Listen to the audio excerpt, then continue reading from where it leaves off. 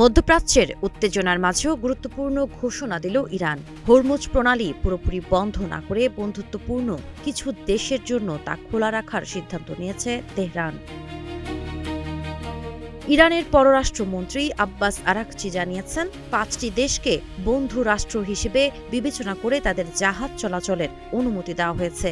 এই তালিকায় রয়েছে ভারত, পাকিস্তান, চীন, রাশিয়া এবং ইরাক।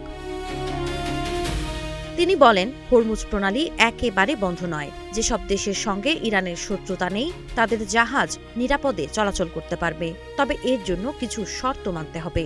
যেমন, আগে থেকেই ইরানের সঙ্গে যোগাযোগ করতে হবে, কোনোভাবেই ইরানের বিরুদ্ধে কোনো কর্মকাণ্ডে জড়িত থাকা যাবে না এবং নির্ধারিত নিরাপত্তা নিয়ম মেনে চলতে হবে। জীবন অবাক না করলে কে করবে? 28% মিল্ক ফ্যাটের অবাক করার সাথে ফ্রেশ মিল্ক পাউডার। জীবন অবাক করুক প্রতিদিন। সম্প্রতি একটি জাহাজ আটকে যাওয়ার খবর ছড়িয়ে পড়লেও ইরান স্পষ্ট করে জানায়, বন্ধু দেশগুলোর জন্য এই পথ নিরাপদ রাখা হয়েছে। ইতোমধ্যে কয়েকটি জাহাজ সফলভাবে এই পথ অতিক্রম করেছে। আরও জাহাজ চলাচলের সম্ভাবনাও রয়েছে।